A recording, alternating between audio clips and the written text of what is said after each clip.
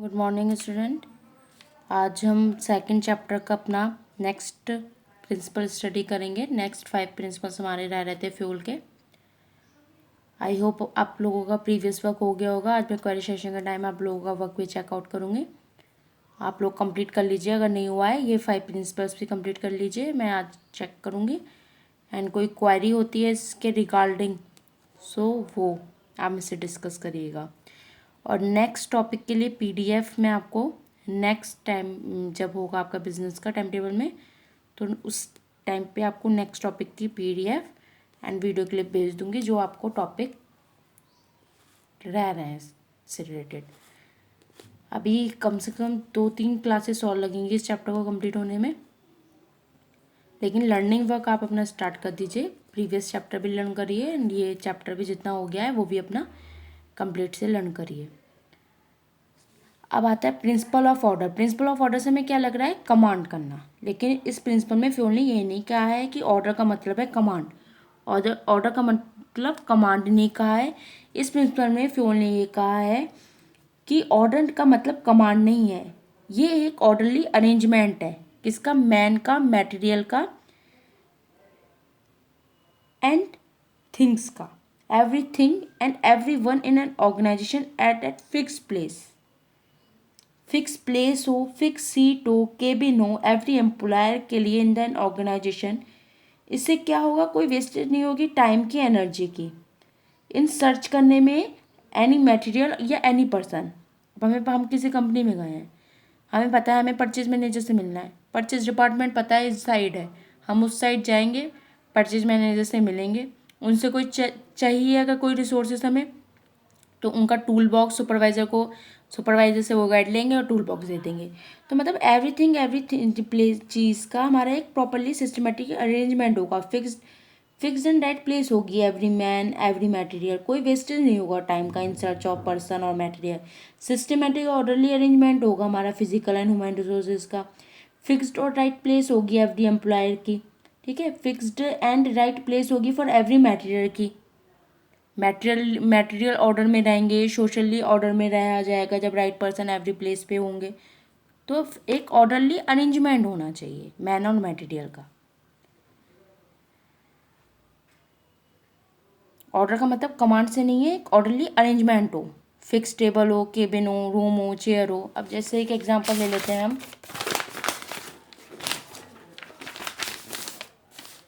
Example है कि एक स्कूल है, स्कूल में आपका अलग अलग होता है। जैसे कोऑर्डिनेटर रूम अलग होता है, प्रिंसिपल रूम अलग होता है, वाइस प्रिंसिपल अलग होता है, डिपार्टमेंट हेड अलग होते हैं, स्टाफ रूम अलग होता है, स्टूडेंट्स के लिए क्लासरूम होता है, स्पोर्ट्स के लिए स्पोर्ट्स रूम होता है, लाइब्रेरी के लिए लाइब्रेरी होती है बुक्स के लिए।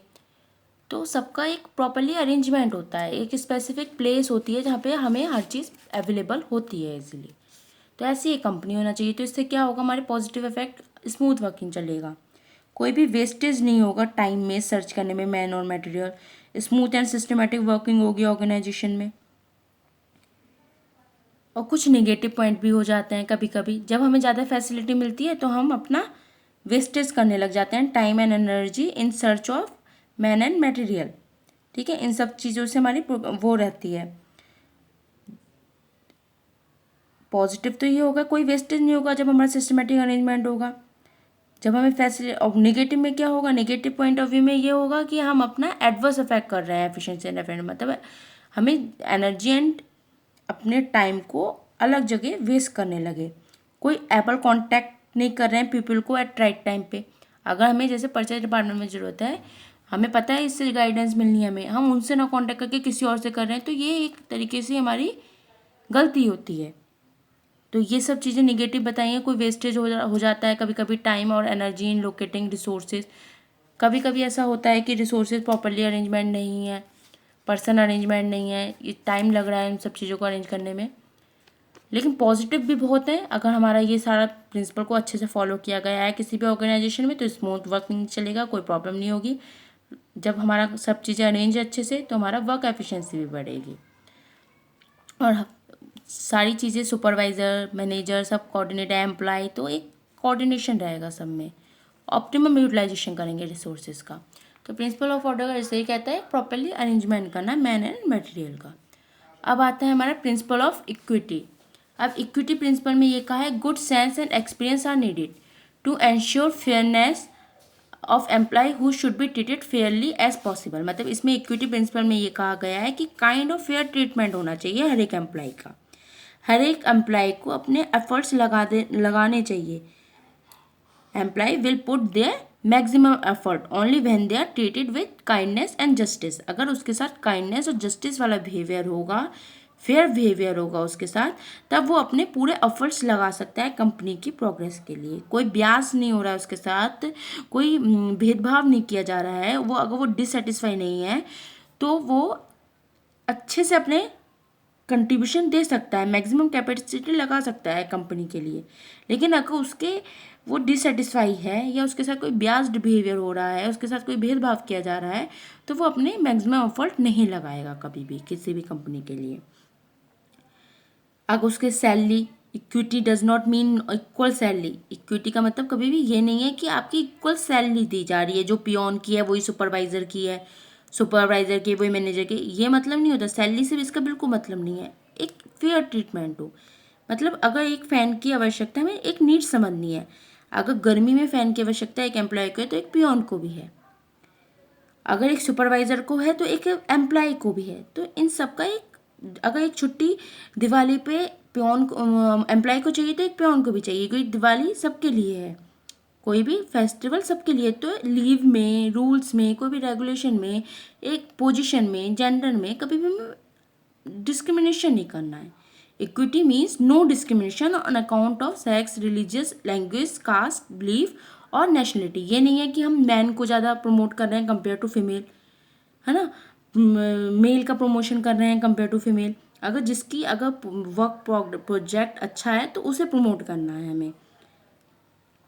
मल्टीनेशनल कंपनी में वेरियस नेशनलिटी के लोग वर्क करते हैं, ठीक है, बहुत डिफरेंट पर्सन नेशन के आकर वर्क करते हैं। चाइनीज़ भी होते हैं, इंडियन भी होते हैं, सब करते हैं, सब अपने प्रोजेक्ट में अपना फुल कंट्रीब्यूशन लगाते हैं।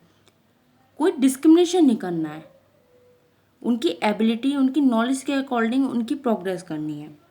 इससे क्या होगा, अगर उनके साथ इक्विटी प्रिंसिपल को अच्छे से फॉलो कर रहे हैं तो उनके पॉजिटिव पॉइंट क्या निकलेंगे कि वो एम्प्लॉय का सेटिस्फिकेशन बढ़ेगा, मोटिवेशन होंगे एम्प्लॉय, बूस्ट होगा उनका मॉरल, एम्प्लॉय का वर्क करेंगे अच्छे से। अगर ये प्रिंसिपल ऑफ इक्विटी को फॉलो नहीं किया जा रहा है तो वो डिससेटिस्फाई रहेंगे एम्प्लॉय, इंक्रीज होगा टर्नओवर, जॉब छोड़ छोड़ के जाएंगे जहाँ पे प्रिंसिपल ऑफ इक्विटी को फॉलो नहीं किया जा रहा है, और अनहेल्दी रिलेशनशिप रहेगी बिटवीन सुपीरियर एंड सबऑर्डिनेट में, है ना। जितने भी सबऑर्डिनेट हैं सुपीरियर से अच्छे से बात नहीं करेंगे, क्योंकि पता है ये प्रिंसिपल ऑफ इक्विटी प्रिंसिपल का फॉलो ही नहीं करते हैं, टर्नओवर भी बढ़ जाएगा जॉब स्विचिंग का। तो ये है प्रिंसिपल ऑफ इक्विटी, बहुत इजी प्रिंसिपल है कि एक इक्वल चीज़ें बताना, इक्वलिटी लाना, इक्वल लेवल पे एक फेयर ट्रीटमेंट। इक्वल ये नहीं है कि पियोन की सैलरी भी एक कर दो और सुपरवाइजर की भी सैलरी से मतलब नहीं है, मतलब एक कोई डिस्क्रिमिनेशन नहीं होना चाहिए रिलीजियस पे, लैंग्वेज में, कास्ट में, बिलीफ में और नेशनलिटी में। अब जैसे वोडाफोन है, वोडाफोन के जो सीईओ हैं वो सुनील सूद हैं, बाहर की कंपनी है लेकिन उसके जो सीईओ हैं वो इंडियन है। तो ऐसी गूगल को हम एक एग्जांपल ले सकते हैं। मतलब कोई भी कंपनी, मैंने ऐसा एग्जांपल में बताया, कहीं और की भी हो सकती है, कोई भी कंपनी हो सकती है, बाहर की कंपनी है, ये नहीं है कि उसमें बाहर का ही, जैसे अमेरिका की कंपनी आई है तो अमेरिकन ही कोई होगा उसका सीईओ, नहीं, इंडियन भी हो सकता है। नॉलेज के ऊपर है, स्किल के ऊपर है, कोई डिस्क्रिमिनेशन नहीं रखना है, फेयर जस्ट ट्रीटमेंट रखना है एम्प्लॉय का, कोई डिस्क्रिमिनेशन नहीं रखना है कास्ट में, ग्रेड में, जेंडर में। सेम पॉलिसी या रूल फॉलो होने चाहिए हर एक एम्प्लॉय के लिए, कोई प्रेफरेंस नहीं रखना है कि मेल या पर्सन को स्पेशल रिलीजियस फॉर प्रमोशन करा जाए। पूरा एक फेयर इक्विटेबल प्रमोशन होना चाहिए ईच एंड एवरी एम्प्लॉय का। अब आता है नेक्स्ट प्रिंसिपल आपका stability of personnel. Stability of personnel या stability of tenure of personnel, इसमें हम ये इस प्रिंसिपल में फ्योल ने ये बताया है कि एक फीलिंग ऑफ जॉब सिक्योरिटी की एक एम्प्लॉय के अंदर होनी चाहिए। फ्रिक्वेंटली टर्मिनेशन एंड ट्रांसफर नहीं होने चाहिए किसी भी ऑर्गेनाइजेशन में। उसे स्टेबल होने देना चाहिए। एक ऑर्गेनाइजेशन में रहने के लिए उसे स्टेबल होने देना चाहिए कि उसे एक स्टेबिलिटी आने लगे, उसे एक लगने लगे हाँ वो जहाँ पे जॉब कर रहा है वहाँ पे जॉब सिक्योरिटी है, इनसिक्योरिटी फीलिंग ना आए उसके अंदर।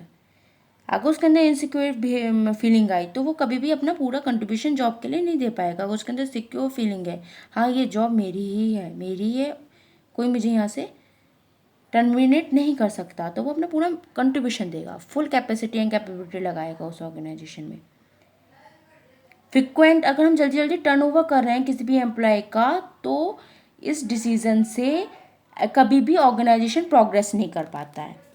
ठीक है, टर्न ओवर या ट्रांसफ़र कर रहे हैं किसी भी एम्प्लॉय का बार बार, उसे जॉब में सेट नहीं होने दे रहे हैं, तो इससे क्या होगा, कंपनी के लिए तो वेस्टेज होएगा ही होगा, कंपनी कभी भी प्रमोट नहीं कर पाएगी। एम्प्लॉय तो क्या होगा, कंपनी पकड़ लेगा, बट एक ऑर्गेनाइजेशन कभी भी प्रमोट नहीं कर पाएगा। नो फ्रिक्वेंट ट्रांसफर और termination, giving minimum time to employ to settle down, providing job security, उसे एक जॉब सिक्योरिटी देनी चाहिए, वायलेट नहीं करना चाहिए principle, increase the turnover of employ. अगर हम वायलेट करेंगे इस प्रिंसिपल का तो इंक्रीज हो जाएगा टर्नओवर एम्प्लॉय का। वेस्टेज नहीं करनी चाहिए resources in training the employ if they are transfer और टर्मिनेटेड फ्रिक्वेंटली। अगर हम उसका बार बार ट्रांसफ़र करेंगे तो क्या होगा, उसे ट्रेनिंग भी देनी होगी तो वेस्टेज होंगे हमारे रिसोर्सेज, इसलिए बार बार टर्नओवर नहीं करना चाहिए किसी भी एम्प्लॉय का। इसके अगर हम पॉजिटिव पॉइंट देखें, पॉजिटिव पॉइंट और निगेटिव पॉइंट, तो पॉजिटिव एंड निगेटिव पॉइंट इसके ये बताते हैं। अगर पॉजिटिव में अगर उसका बार बार जॉब स्विच नहीं करवा रहे हैं उससे, तो इससे पॉजिटिव उसके अंदर इंप्रूव कर रही है एफिशिएंसी लेवल एम्प्लॉय की, कोई वेस्टेज नहीं होगा टाइम एंड रिसोर्सेज का। अगर हम इसका मिसयूज़ कर रहे हैं, इस प्रिंसिपल को नहीं फॉलो कर रहे हैं, तो नेगेटिव पॉइंट हमारी क्या बढ़ रही है, वेस्टेज हो रहे हैं resources in learning the new job. Employ छोड़ के जाएगा जॉब तो एम्प्लॉय नई जगह का एनवायरनमेंट जानने के लिए टाइम देगा, तो न्यू जॉब को लर्न करने में टाइम लग रहा है। और अगर ऑर्गेनाइजेशन एक एम्प्लॉय को एक्सेप्ट करेगी तो उसकी अंडरस्टैंडिंग लेवल और इंटेलिजेंसी लेवल अंडरस्टैंड करने में हमें टाइम लग रहा है।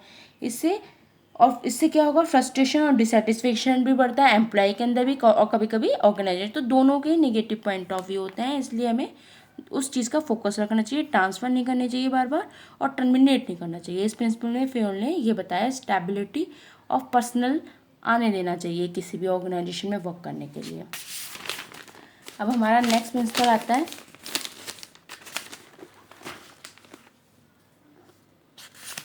Principle of initiative. Principle of initiative में बताया गया है कि initiative means taking first step with self motivation. Initiative से मतलब क्या है कि हमारे अंदर सेल्फ मोटिवेशन होना चाहिए। हर एक एम्प्लॉय के अंदर क्या होना चाहिए, एक सेल्फ मोटिवेशन होना चाहिए, वर्क करने का, जॉब करने का एक सेल्फ मोटिवेशन होना चाहिए कि सेल्फ मोटिवेट हो उसके अंदर, एक सेल्फ से इफ टर्मिनेशन नहीं, इसके अंदर मतलब ये है कि एक सेल्फ मोटिवेशन हो कि वो उस जॉब को करने के लिए सेटिस्फाई हो, सेल्फ मोटिवेट होगा। हम जब सेल्फ मोटिवेट होते हैं तो किसी भी चीज़ को हम अच्छे से कर लेते हैं।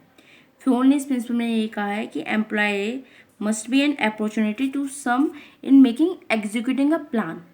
अगर वो सेल्फ मोटिवेट होगा तो वो एक अपना एक प्लान अच्छे से एग्जीक्यूट कर सकता है। सेटिस्फिकेशन एम्प्लॉय ज़्यादा वर्क कर सकता है और वो जब प्लान बनाएगा तो वो अपने मैनेजर से डिस्कशन करेगा और सजेशन मांगेगा, आइडिया भी लेगा और फिर उसे सोच समझ के फ्रेमिंग करेगा प्लान का। इनिशिएटिव का मतलब ये नहीं है कि वो डिसओबीडियंस करे। सेल्फ मोटिवेट है, इनिशिएटिव मतलब क्या है, सेल्फ मोटिवेट से है तो वो अपना प्लान बना रहा है, ठीक है, लेकिन ये इनिशिएटिव का मतलब ये कभी नहीं है कि वो डिसओबीडियंस, वो रेस्पेक्ट करना भूल जाए। रेस्पेक्ट करेगा, मैनेजर की पूरी हेल्प लेगा, उनकी गाइडेंस सजेशन लेगा, देन एक फ्रेमिंग करेगा अच्छे से प्लान का। Decision are taken by management then every employ must follow it. Decision जो लिया जाएगा मैनेजमेंट के द्वारा लिया जाएगा, फिर ही उस चीज़ को हर एक एम्प्लॉय फॉलो करेंगे। जब हम सेल्फ मोटिवेट हैं, इस प्रिंसिपल में अपने आप प्लान बनाया जा सकता है एक एम्प्लॉय के द्वारा। मोटिवेशन स्पिरिट होती है एम्प्लॉय का, जो हाई लेवल में उसे मैक्सिमम वर्क करने के लिए मोटिवेट करती रहती है। एंकरेज होता है एम्प्लॉय देने के लिए सजेशन। ये प्रिंसिपल जो है वो एक कॉपरेशन नॉट इंडिविजुअल को मैच करता है। एक scientific principle cooperation not individual है, उसे ये प्रिंसिपल मैच करता है, डेवलप करता है feeling of belongingness and motivate employ. मतलब इससे क्या होता है, उसे एक अपनापन लगता है कंपनी के अंदर जॉब करने में। जब वो सेल्फ मोटिवेट है, उसकी बातों को फॉलो किया जा रहा है, तो उससे उस वर्क में वो अच्छे से अपना एंकरेज दिखाता है, इंक्रीज होता है उसका self confidence and morale of the employ का। उसके अंदर फीलिंग ऑफ बिलोंगिंगनेस की आती है, जो मैं बता रही थी। एम्प्लॉय को अचीव कर लेता है वो टारगेट ऑन टाइम पे, और उसके अंदर जॉब सेटिस्फिकेशन आता है, हेल्प करता है डेवलप करने में बिलोंगनेस टुवर्ड द ऑर्गेनाइजेशन। और निगेटिव क्या होता है उसके अंदर, निगेटिव पॉइंट होते हैं employ will not work of the best of their ability.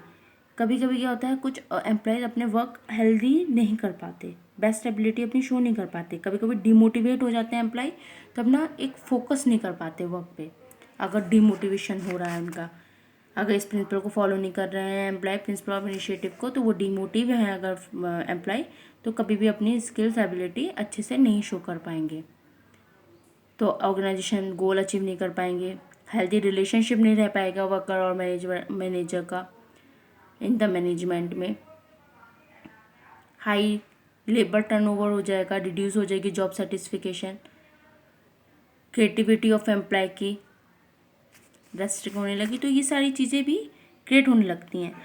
और अगर वो प्रिंसिपल ऑफ इनिशिएटिव को फॉलो कर रहे हैं, प्लान बना रहे हैं, इम्प्लीमेंट कर रहे हैं, उससे मोटिवेशन स्पिरिट अच्छी है उसकी, एम्प्लॉय हाई रख रहा है, एंकरेज कर रहा है motivation employ to give suggestion, ठीक है, सजेशन ले रहा है मैनेजर से, मैनेजर उसे कॉपरेशन दे रहा है पूरा, डेवलप फीलिंग उसके अंदर ये हो रही है बिलोंगनेस की, कि उसे लग रहा है कि हाँ ये कंपनी मेरी है,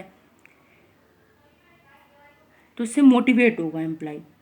एम्प्लॉय का मतलब ये नहीं है कि वो वर्क अच्छे से अपनी एबिलिटी लगा सकता है, अगर उसके सजेशन को वेलकम किया जा रहा है।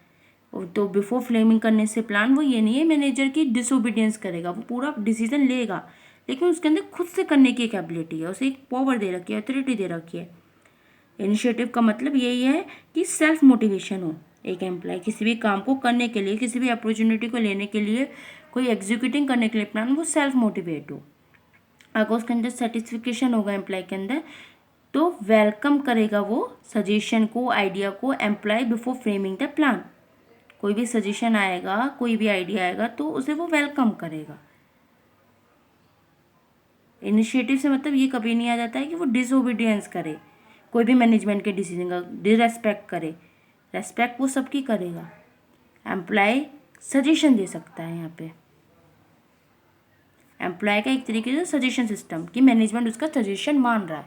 जब एम्प्लॉय का कोई सजेशन मैनेजमेंट मानता है, तो ये एम्प्लॉय के लिए अच्छा लगता है, एम्प्लॉय को उसके अंदर सेल्फ मोटिवेशन बढ़ता है, वो फिर प्लानिंग करता है, कि उसे पता है कि मैनेजमेंट ने उसका प्रिंसिपल माना है, उसका उसे फॉलो किया है, तो वो अपने आगे भी प्लान देता है। अब नेक्स्ट लास्ट प्रिंसिपल मैं आपको नेक्स्ट वीडियो क्लिप में क्लियर करती हूँ। आप इतने प्रिंसिपल्स नोट डाउन करिएगा कॉपी में और उसे लर्न करिएगा।